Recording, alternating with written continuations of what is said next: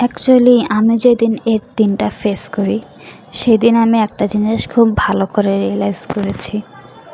আর সেটা হলো মানে আমার পৃথিবীর সকল প্রবাসী ভাইয়াদের জন্যই একটা নিউজ যে আপনারা কখনোই বিয়ে করে অ্যাকচুয়ালি দেশের বাইরে যাওয়ার প্ল্যান করবেন না নিজেদের ফিউচারের তাগিদে বা ফিউচার কীভাবে চালাবেন, ভবিষ্যতে কী করবেন সেই জিনিসটা চিন্তা করে। যদি আপনাদের অ্যাকচুয়ালি যাওয়ার ইচ্ছে থাকে বিদেশ বা দেশের বাইরে, ওখানে গিয়ে ইনকাম করবেন, লাইফ সেটেল করবেন, তাহলে প্লিজ ভাইয়ারা আপনারা সবাই অন্তত বিয়ে করার আগে চলে যাইয়েন।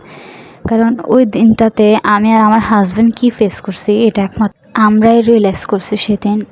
আমাদের বিয়ের প্রায় 4 বছর শেষে 5 বছর পড়বে এমন সময় সে ডিসাইড করলো যে না, দেশে যেহেতু অবস্থা ভালো না, দেশের অবস্থা যেহেতু ভালো না, সো এত কম ইনকাম দিয়ে ফিউচার চলা যাবে না। এখন তার আগের মতো আর সিস্টেম নেই বা আগের মতো আর যুগও না যে কম টাকায় সব কিছু ইনাফ হয়ে যাবে। তো যার কারণে সে ডিসাইড করলো যে না, দেশে বসে থেকে টাইম লস করার কোনো মানে হয় না। সে অ্যাব্রোড যাবে, বিদেশ যাবে। সেখানে যেহেতু আমার মামা থাকে, আমার নানা ভাই তারা থাকে, তাদের সাথে থাকবে এবং যত তাড়াতাড়ি লাইফ সেটেল করা যায় তত তাড়াতাড়ি করবে।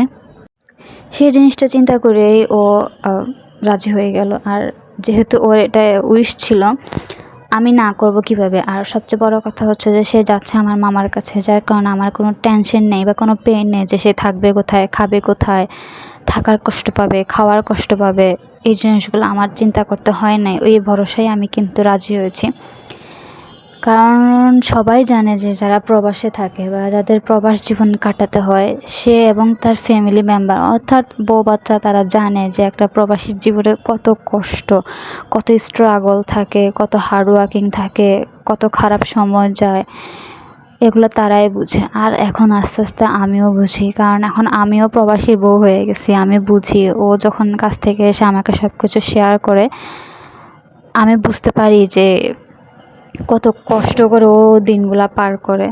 বাট কিছু করার নাই, এতটুকুই মাথায় থাকে বা মনে রাখি যে না, সে আমার মামার কাছে আছে, আমার নানা ভাইয়ের কাছে আছে, সে ভালো আছে। তার অন্যান্য যে কোনো কষ্ট হলেও থাকার আর খাওয়ার কষ্ট হবে না।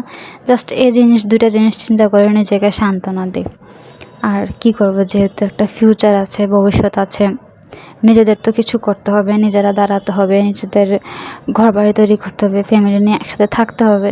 যার কারণে অ্যাকচুয়ালি আমার হাজব্যান্ডের এত বড় বিসর্জন আর আমারও এত বড় বিসর্জন। দুজনেই দুই দিক থেকে স্ট্রাগল করতেছি আর কি। তো এই তো কথা বলতে বলতে আমরা একদম চলে আসলাম দাউদকান্দি ব্রিজের উপর। আর এখান থেকে কিন্তু ঢাকা যেতে একদমই বেশি সময় লাগে না।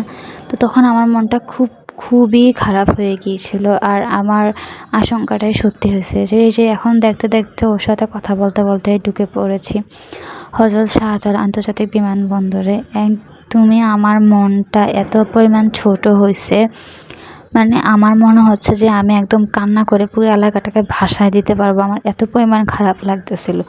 তো আমরা এসে ফার্স্টে দোতলায় গাড়িটাকে পার্কিং করে সবাই নেমে গিয়েছি। আর এত পরিমাণ এক্সস্টেড ফিল করতেছিলাম বলার বাহিরে। আর গড নোজ যে আমি অ্যাকচুয়ালি ক্লিপগুলো কীভাবে নিছি, একমাত্র আমি আর আমার আল্লাহ জানে। লিটারালি আমার হাতগুলা পুরো কাঁপাকাঁপি করা শুরু করে দিছিল, এত পরিমাণ আমি কষ্ট পাচ্ছিলাম ওর জন্য। আর যে কোনো ইম্পর্ট্যান্ট ডেজ বা কোনো মেমোরেবল কিছু আমি সবসময় এটা আমার একটা মেমোরি হিসেবে ধরে রাখার ট্রাই করি। তো যার কারণে অ্যাকচুয়ালি আমার ব্লগ করা জার্নিটা শুরু। ইন ফিউচার আমার যদি কখনো বেবি হয়, তাহলে ওদেরকে আমি দেখাবো যে আমি আর আমার হাজব্যান্ড, আমি আর ওদের বাবা বা ওর বাবা কত কিছুই না করেছে ওদের একটা বেটার ফিউচার দেওয়ার জন্য। দুজনের এত আত্মত্যাগ, এত বিসর্জন, এত স্ট্রাগল মাত্র শুধু তাদের জন্যই করেছি। আসলে পৃথিবীর প্রত্যেকটা বাবা মাই এরকম নিজের ফিউচারের কথা চিন্তা করে তাদের সন্তানদের জন্যই, যে ফিউচারে একটা ভালো দিন দিতে পারবে তাদের সন্তানদেরকে, ভালো একটা জায়গায় দাঁড় করাতে পারবে সন্তানদেরকে, যার কারণে এত পরিশ্রম। আর এই তো একদম শেষ সময় চলে আসছি। আমার এত পরিমাণ কান্না পাচ্ছিলো, শেষমেশ আমি ওকে ধরে কান্নাই করে দিছি। আমি আর নিজেকে কন্ট্রোল করতে পারি নাই। লিটারালি যারা প্রবাসীর বউ তারাই বুঝবেন যে কত পরিমাণ কষ্ট এই জিনিসটা। একসাথে 4 বছর, 4.5 বছর কাটানোর পরে হঠাৎ যখন সে চলে যায়, তখন যে আমার কেমন লাগতেছিল সেটা আমি আসলে কাউকে বলে কোনো দিনও বোঝাতে পারবো না। এই ফিলিংসটা আসলে পরিমাপ করার মতো না বা কাউকে বলে বোঝানোর মতো না। তো আর কি আমি ওর দিকে তাকাই ছিলাম এভাবে, ও চলে যাইতেছিল। ওর একটু পর চেকআপ হয়ে গেলে, ঢুকে গেলে তো পুরা শেষ, তাই না? আর বিদেশ মানে অনিশ্চিত, যে আপনি কখন দেশে ফিরবেন, কখন দেশে ফিরবেন না। আপনি যেখানে যাচ্ছেন সেখানের মুদি ভালো হতে হবে, বা কোনো কোম্পানিতে জব করলে সেই কোম্পানির বস ভালো হতে হবে, না হলে তো আপনার জীবন পুরাই তেজপাতা। আর যারাই বিদেশটাকে তাদের প্রফেশন হিসেবে চয়েস করে নেয়, তাদের তো মানে কমপক্ষে ৫-৬ বছর একদম দেশে পাড়ায় দেওয়া যায় না। তো সেই জিনিসটা অনেক কষ্টকর হয়ে যায়।